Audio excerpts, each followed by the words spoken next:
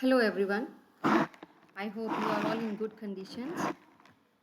So, dear students, today's our topic is the sonnet of Shakespeare. This is the 130 sonnet, and the title of the sonnet is My Mistress' Eyes Are Nothing Like the Sun.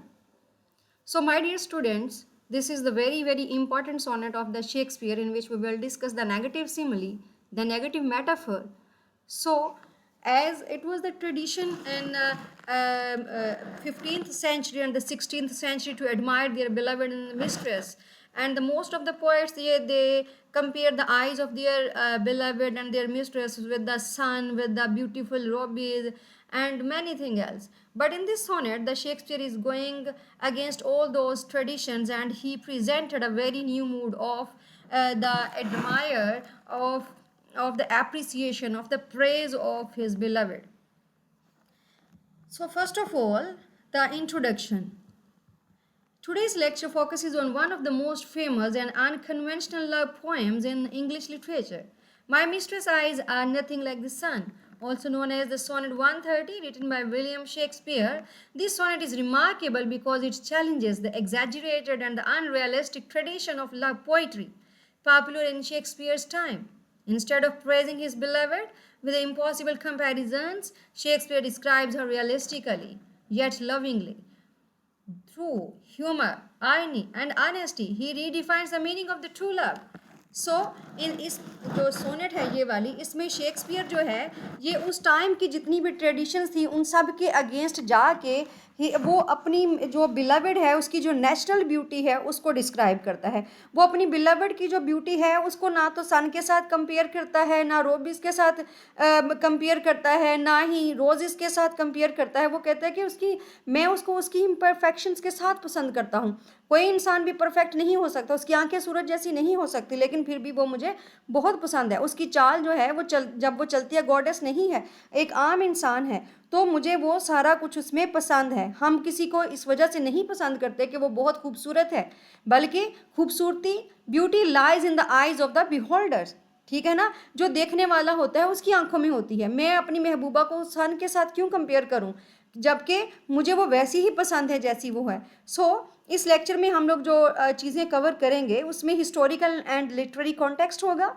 Text of the sonnet को हम लोग पढ़ेंगे, line by line explanation करेंगे, फिर हम लोग इस sonnet के थीम्स को डिस्कस करेंगे, लिटरेरी डिवाइसेस की तरफ हम लोग बढ़ेंगे। So, dear students, first of all, the historical and the literary context of this sonnet is William Shakespeare wrote 154 sonnets, most likely during the 1590s. Sonnet 130 belongs to the later group of the sonnets. मतलब William Shakespeare ने 154 sonnets लिखी हैं, और ये जो sonnet है 130 ये इसकी लेटर सोनेट्स, मतलब इसके बाद कोई चंद एक रह जाती है ना, ऑलमोस्ट 14 सोनेट्स इसके बाद इसने लिखी। 130 सोनेट है ये वाली, तो इसने 1590s में ये वाली सोनेट लिखी है। तो during the Elizabethan age poets often followed the Petrarchan tradition of the love poetry. आपको मैंने पेट्रार्क जो सोनेट थी उसका स्ट्रक्चर भी बताया हुआ है। उस वक्त जो एलिजाबेथन एज में जो मोस्टली लोग थे वो पेट्रार्कन ट्रेडिशन को सोनेट्स में फॉलो करते थे, लव पोइट्री में इसको फॉलो करते थे। Francisco Petrarch idealized women by comparing them to the heavenly objects. Francisco Petrarch जो था, जो कि इटालियन पोइट था, वो क्या करता था, वो विमेन को आइडलाइज करता था, उनकी जो ब्यूटी थी उनको हेवनली ऑब्जेक्ट्स के साथ कंपेयर करता था। Like eyes like stars, lips like rubies, skin white as snow, voice sweeter than the music, hair like gold wires. मतलब वो जो औरतें थीं वो कहता था कि women should be more beautiful. ठीक है ना, वो उनकी जो ब्यूटी है वो एग्जैजरेट ब्यूटी वो बयान किया करते थे उस वक्त के पोइट्स जो थे। ठीक है, such comparisons were exaggerated and artificial. ठीक है ना, आप voice sweeter than music, skin white as snow, ऐसा तो हो ही नहीं सकता। तो that is the exaggerated and artificial beauty. Artificial admire भी आप इसको कह सकते हैं, आर्टिफिशियल प्रेज भी आप किसी को इसको कह सकते हैं। Shakespeare mocks this style in the sonnet 130। Shakespeare ने अपनी जो 130 सोनेट है, ये जो आज हम लोग पढ़ रहे हैं, इसमें इन तमाम स्टाइल्स पे जो है उसने उनको मोक किया है। ठीक है ना, और he refuses to lie about his mistress appearance. उसने अपनी जो मिस्ट्रेस की अपीयरेंस है, उसकी जो ब्यूटी है, उसके बारे में झूठ बोलने से इनकार कर दिया है। उसने कहा कि मैं इसके बारे में झूठ नहीं बोलूँगा, वो जैसी है मैं उसको वैसा ही डिस्क्राइब करूँगा, वो मुझे वैसी ही पसंद है। Yet he declares his love and sincere and real. अब हम लोग इस पोएम के टेक्स्ट, सोनेट के टेक्स्ट की तरफ जाते हैं. My mistress eyes are nothing like the sun. Coral is far more red than her lips red. If snow be white, why then her breasts are done? If hairs be wires, black wires grow on her head. I have seen roses damasked, red and white, but no such roses see I in her cheeks. And in some perfumes is there more delight than in the breath that from my mistress reeks. I love to hear her speak, yet well I know that music hath a far more pleasing sound. I grant, I never saw goddess go. My mistress, when she walks, treads on the ground. And yet, by heaven, I think my love as rare. And yet, by heaven, I think my love as rare as any she belied with the false compare. So this is the text of the sonnet. Now I'm going to discuss the structure of the sonnet. This is the 14 lines poetry that is called sonnet, and this is the structure of the Shakespearean sonnet. There will be the 3 quatrains, like every quatrain will be consisted upon 4 lines, and at the end of the 12 lines there will be the couplet of 2 lines, in which the result will be announced of the whole sonnet. So rhyme scheme is A B C D E F and G G, written mainly in iambic pentameter. And now I am going to word the line by line explanation of this sonnet. My mistress' eyes are nothing like the sun. This is the very first line of the sonnet. The poet begins unexpectedly. Instead of saying her eyes shine like the sun, he says they are not at all like the sun. This rejects traditional exaggerated praise. Okay? And the second line, coral is far more red than her lips red. Coral is bright, red and beautiful. Not her lips are bright and red like the coral. He admits her lips are less red than coral. Again, realism replaces flattery. यहाँ पे फिर जो Shakespeare है वो अपनी beloved जो है उसकी फ्लैटरी नहीं करता, उसको फ्लैटर नहीं कर रहा, ठीक है ना, उसकी जो है वो फॉल्स प्रेज नहीं कर रहा, बल्कि रियलिज्म के ऊपर बात कर रहा है. अब हम लोग बढ़ते हैं लाइन 3 की तरफ. अभी फर्स्ट क्वार्टर हमारा चल रहा है. If snow be white why then her breast are dun. Snow is pure white but his mistress skin is brownish और डल कलर्ड. वो कहता है कि स्नो तो इतनी ज़्यादा वाइट होती है, लेकिन जो मेरी मिस्ट्रेस है उसकी जो स्किन जो है वो ब्राउनिश है, वो डल कलर है उसका. तो मैं इसको स्नो के साथ जो है वो कैसे कंपेयर कर सकता हूँ. This challenges beauty standards that favoured whiteness. तो यहाँ पे जो शेक्सपियर है he is challenging the ideas of the beauty that is related to the whiteness. ठीक है, कि जो ब्राउनिश लोग होते हैं, जिनकी कंप्लेक्शन ब्लैक होती है, वो लोग भी खूबसूरत होते हैं. अकेले जो वाइट लोग होते हैं वो खूबसूरत नहीं होते. They are not beautiful. ठीक है ना. ब्यूटी जो है, beauty lies in the eyes of the beholder. Again, if hairs be wires black wires grow on her head. अगर तो बाल जो हैं वो तारे हैं सोने की, तो मेरी जो महबूबा है उसके सर पे ब्लैक हेयर हैं, वो मुझे जो हैं वो ब्लैक वायर्स पसंद हैं. Some poets describe golden hair as golden wires. Shakespeare humorously says if hair is wire then hers is black wire. And this may indicate dark hair which differed from idealized blonde beauty. जिन लोगों ने blonde beauty को एक ideal beauty बना दिया हुआ था, अब उन लोगों के सामने एक एग्जाम्पल आ गई कि ब्लैक हेयर जो है that is also the sign of beauty. ठीक है ना. वो the black hair they are more beautiful than the blonde hair. ठीक है. अब हम लोग सेकेंड क्वार्टर की तरफ बढ़ रहे हैं. I have seen roses demasked, red and white. अब यहाँ पे शेक्सपियर कह रहा है कि मैंने देखे हैं सफ़ेद और रेड फूल खिलते हुए, लेकिन he has seen beautifully mixed colored roses. लेकिन क्या है, but no such roses I see in her cheeks. लेकिन मैंने अपनी महबूबा के गालों के ऊपर कभी कोई ब्लश नहीं देखा. मैंने कभी नहीं देखा कि वो रेड हो रही है या वाइट हो रही है. उसकी जैसी भी रंगत है वो मुझे पसंद है. Her cheeks do not have the rosy blush poets usually praise. Again he refuse false compliments. जैसे वो जो हैं वो मुख्तलिफ गज़लों में और शेरों में जो है, अशार में जो हैं, पोइट्स अपनी जो है मिस्ट्रेस उनकी तारीफ़ें कर रहे होते हैं कि उसके गाल जो हैं वो ब्लश करते हैं. ये वो तो शेक्सपियर इन सारे जो फॉल्स कॉम्प्लीमेंट्स हैं उनको यहाँ पे रिफ्यूज़ कर रहा है.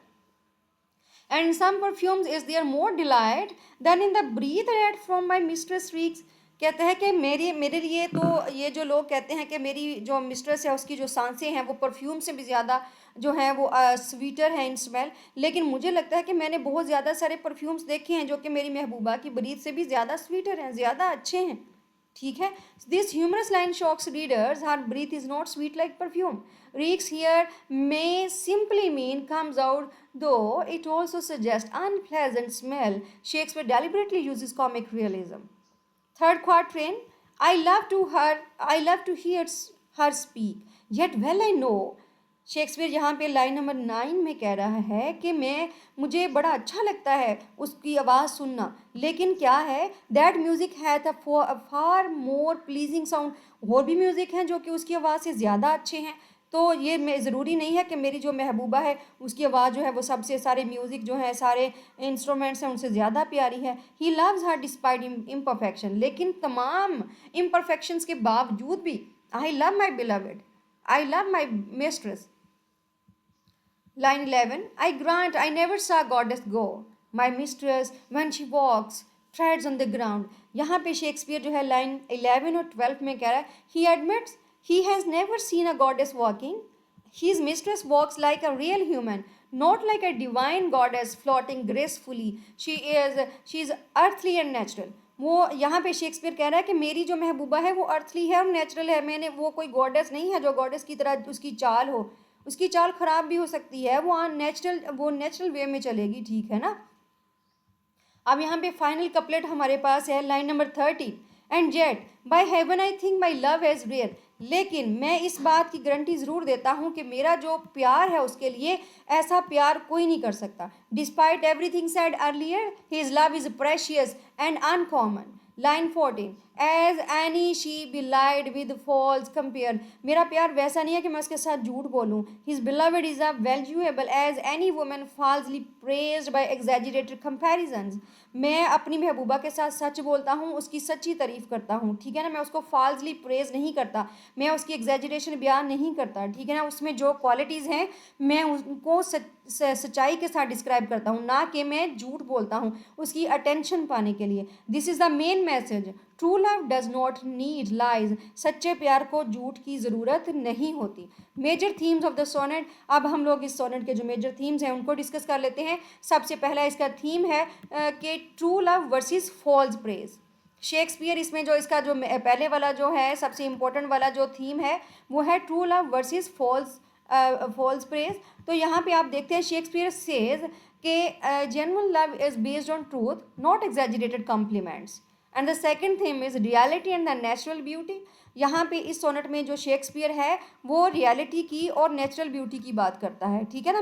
द मिस्ट्रेस इज ह्यूमन, भी वो कोई गॉडेस नहीं है, वो कोई एंजल नहीं है, वो एक आम ह्यूमन है, तो उसमें रियलिटी है, उसमें नेचुरल ब्यूटी है, उसमें इम्परफेक्शंस भी हो सकती हैं, लेकिन असल पर्सन वही है जो दूसरे को उसकी जो है वो इम्परफेक्शंस के साथ एक्सेप्ट करता है। No one is perfect in this world, ठीक है, no one is no one is as white as snow, ठीक है ना, ऐसा तो हो ही नहीं सकता, अगर है भी तो बहुत रेयर केसेस हैं, ठीक है ना। सो क्रिटिसिज्म ऑफ पेट्रार्कन ट्रेडिशन, तो ये जो सोनेट है सोनेट 130 जो है शेक्सपियर की, एक्चुअल में that is the criticism of the Petrarchan tradition जो मैंने अभी आपको बताई थी, ठीक है ना। As no as white as snow, ठीक है ना, her lips as rubies, her eyes as sun, her eyes looks beautiful as sun. तो ऐसा उस वक़्त की जो औरतों के बारे में उन लोगों ने कॉन्सेप्ट्स बना दिए हुए थे और पोइट्री में उनकी जो तारीफ़ें हो रही थी, ये जो सोनेट 130 है ये उनके ऊपर क्रिटिसिज्म है। The sonnet parodies earlier poets who compared women unrealistically to nature and heaven. And the next fourth theme is appearance versus inner worth. अब अपीयरेंस जो है versus inner worth, physical beauty is less important than emotional value. अगर कोई आपसे सच्चा प्यार करता है तो इट डजंट मीन दैट कि वो काला है या गोरा है, तो कौन सी चीज़ आपके लिए ज़्यादा इंपॉर्टेंट है, उसका प्यार ज़्यादा इंपॉर्टेंट है, ठीक है ना। अपीयरेंस वर्सेस इनर वर्थ, उसके जो इमोशन है वो अगर तो उसके इमोशंस आपके लिए सच्चे हैं तो वो बहुत ज़्यादा इंपॉर्टेंट है, ठीक है ना। यहाँ पे हम लोगों में परफेक्शंस ही ढूंढते रहते हैं, कोई कितना गोरा है, कोई कितना लंबा है, कोई कितना छोटा है, कोई कोई उम्र में कितना बड़ा है, कोई उम्र में कितना छोटा है, तो these are the perfect match. Nobody is in perfect match, all imperfect things comes together to make each other perfect, ठीक है। तो ये हमें अपीयरेंस से ज़्यादा जो है लोगों की इनर को जो है वर्थ देना चाहिए। कोई आपके साथ कितना मुखलस है, कितना सच्चा है, आपको उसको देखना चाहिए। लेकिन क्या है कि यहाँ पे जो लोग हैं they attract other people through words not through actions. तो एक्शंस जो होते हैं ना वो ज़्यादा इंपॉर्टेंट होते हैं। आपकी इनर वर्थ जो होती है, आपकी इमोशनल वैल्यू जो होती है वो ज़्यादा वर्थेबल होती है। और इसके अलावा ह्यूमन इन लव, इस पोइट्री में आप देखते हैं कि हमें थोड़ा थोड़ा मज़ा भी फील होता है कि वो जब वो कहता है कि वो डस्की है, उसकी ब्राउनिश स्किन है, तो ये सारा कुछ। तो love poetry can be playful and witty, ठीक है ना। लव पोइट्री जो है वो प्लेफुल भी हो सकती है, विटी भी हो सकती है थोड़ी बहुत। तो मेजर लिटरेरी डिवाइसेस जो कि शेक्सपियर ने इस सोनेट में यूज़ की हैं, सबसे पहले सिमिली है। तो इस पोएम में नेगेटिव सिमिली का इस्तेमाल हुआ है। Instead of saying like, Shakespeare reverses comparisons, eyes are nothing like. अब देखें, लाइक अगर होता है ना, eyes are like the sun, तो this is called the positive simile, but here Shakespeare use nothing like the, that is the negative simile, ठीक है ना। Lips less red than coral, less, अब देखिए लेस ये भी नेगेटिव वर्ड है। तो शेक्सपियर ने क्या किया है, उसने नेगेटिव सिमिली को इस्तेमाल किया है इस सोनेट में। आयरनी, आयरनी है कि a love poem normally praises beauty but Shakespeare criticized appearance to show deeper love।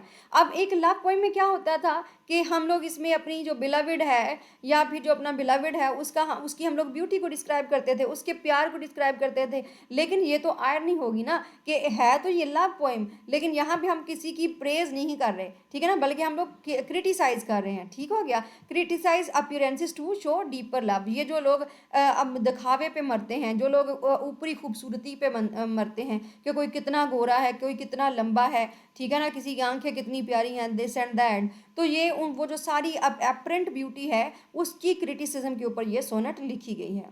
अब इसमें सटायर भी है। The poem मॉक्स artificial love poetry tradition, ठीक है ना, the poem मॉक्स artificial love poetry traditions. अब आर्टिफिशियल लव पोइट ट्रेडिशंस क्या होती थी कि उस वक्त जितनी भी पोइट्री लिखी जाती थी उसमें आर्टिफिशियलिटी थी ना। आपके योर आईज लाइक सन, तो किसी की आंखें सूरज जैसी तो हो नहीं सकती, लेकिन ये आर्टिफिशियलिटी जो थी उसके अगेंस्ट जो है शेक्सपियर ने इस सोनेट में स्टाइल भी किया है। अब स्टाइल क्या होता है, to bring the corrections in someone through style, ठीक है ना, मोरल करेक्शन किसी बंदे की कर देना, मोरल करेक्शन करना। तो यहाँ पे आप ये कह लें कि Shakespeare is using style to correct the society, to correct the people, के हर बंदा परफेक्ट नहीं हो सकता। अगर हम सब लोगों को वाइट लोग ही पसंद आना शुरू हो जाएंगे तो यहाँ के जो सोसाइटी के ब्लैक लोग हैं वो कहाँ जाएंगे, या कोई अगर ब्राउनिश पर्सन है तो वो कहाँ जाएगा।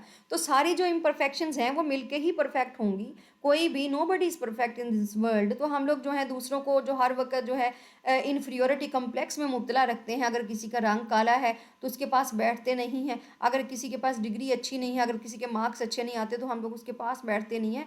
तो ये सारी जो चीज़ें हैं, ये उन जो स्टाइल होता है एक तरह से, ये जो माशरे की बुराइयां होती हैं उनको सामने लाने के लिए इस्तेमाल होता है ताकि हम लोग उनकी करेक्शन कर सकें। ओके, इसके बाद इमेजरी जो है इसमें, इस पोएम में इमेजरी तो बहुत से इस्तेमाल हुई है। सन इस्तेमाल हुआ है, coral, snow, roses, perfume, music, और ये सारी की सारी सेंसरी इमेजरी इसमें यूज़ हुई है। उसके बाद हाइपरबोल जो है, हाइपरबोल जो होता है किसी भी चीज़ को जो है वो हाईली एग्जैजरेट कर देना, लेकिन यहाँ पे रिजेक्टेड हाइपरबोल है। The poem attacks exaggeration used by other poets, ठीक है। Metaphor, golden wires for hair is an example of the metaphor being mocked, ठीक है। यहाँ पे भी गोल्डन वायर किसी को, what is the metaphor, to compare two different things, the direct comparison between two different things instead of using the word like और as, ठीक है ना। आप किसी को डायरेक्ट किसी चीज़ के साथ कंपेयर कर रहे हैं, दैट इज कॉल्ड मेटाफर, तो वो भी यहाँ पे इस्तेमाल हुआ है। कंट्रास्ट का बड़ा यूज़ हुआ है यहाँ पे, ठीक है ना। False praise versus true love की बात हुई है, ideal beauty versus real women की बात हुई है, artificial beauty poetry versus honest poetry की बात हुई है।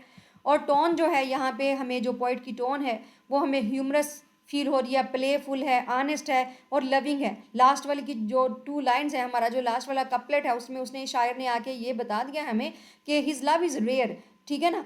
इसके इमोशन जो है वो ज़्यादा बेनिफिशियल हैं, वो ज़्यादा वैल्यूएबल हैं as compare to the apparent beauty, ठीक है। Why this sonnet is important, sonnet 130 is a revolutionary because Shakespeare changes the traditions of love poetry instead of worshipping unrealistic beauty. He celebrates authenticity और यहाँ पे पूरी poem में आपको लग रहा होगा कि जो शेक्सपियर है उसने जो पूरी की पूरी लव पोएट्री की ट्रेडिशन ही चेंज कर दी। वो ऑथेंटिसिटी को सेलिब्रेट कर रहा है, रियल ब्यूटी को सेलिब्रेट कर रहा है, फॉल्स लाइज, ये जो फॉल्स प्रेजेज हैं लोगों की, उनकी अगेंस्ट वो गया है, ठीक है। This makes the poem more modern even today, because modern readers appreciate the honesty in the relationship, ठीक है। तो आज के रिलेशनशिप की क्या बात, यही बात है कि हमें एक दूसरे को इम्परफेक्शंस के साथ ही एक्सेप्ट करना है। कोई जो है हमें एक्सेप्ट जो है वो परफेक्ट नहीं है, किसी के पास कुछ है तो किसी के पास कुछ नहीं है। अब हम लोग थोड़ा जो है इसकी क्रिटिकल इंटरप्रिटेशन की तरफ अगर आ जाएं तो some critics believe Shakespeare is insulting the mistress, however this is incorrect. कुछ लोग जो हैं इसकी क्रिटिकल इंटरप्रिटेशन में ये बात भी करते हैं कि शेक्सपियर जो है वो अपनी मिस्ट्रेस की जो है वो इंसल्ट कर रहा है, ऑल्दो ऐसी बात नहीं है, बल्कि he is actually criticises poets who lie not insulting the women. ये बल्कि उन पोइट्स के ऊपर क्रिटिसिज्म है जो कि झूठ बोलते हैं, ना कि ये औरतों की इंसल्ट की बात हो रही है। The final couplet proves his deep admiration. आप फाइनल कपलेट में जाके देखते हैं तो आपको पता चल जाता है इस बात का। मोरल लेसन इससे हमें ये मिलता है कि real love accepts imperfection, true affection is stronger then physical beauty. जो सच्ची मोहब्बत होती है वो फिजिकल ब्यूटी से कहीं ज़्यादा ऊपर होती है। So, conclusion, My Mistress' Eyes and Nothing Like the Sun is one of the Shakespeare's most intelligent and refreshing sonnets. It rejects false beauty standards and shows that love based on honesty is more meaningful than love based on appearance. So my dear students, वो प्यार जो कि आपका ईमानदारी के ऊपर base करता है उस प्यार से कहीं ज़्यादा बेहतर होता है जो कि सिर्फ दिखावे के ऊपर जो है वो बेस करता है। The speaker sees his mistress as human, imperfect and real. तो स्पीकर ने पूरी सोनेट में हमें यही बताया है, पोइट ने, शेक्सपियर ने, कि मेरी मिस्ट्रेस जो है वो एक ह्यूमन है और इंसान जो होते हैं वो इम्परफेक्ट होते हैं और रियल होते हैं, एंड लव्स हर डीपली, लेकिन फिर भी मैं उससे बहुत प्यार करता हूँ। That is why this sonnet remains timeless. Okay, my dear students, this is the lecture of the classical poetry. Today we have completed our third sonnet. So, उम्मीद है कि आप सब लोगों को मेरा जो लेक्चर है वो अच्छा लगा होगा। इसको सुनिएगा और जहाँ से आपको कहीं से कुछ पूछना है, you may comment on this lecture. Thank you very much. अल्लाह हाफिज़।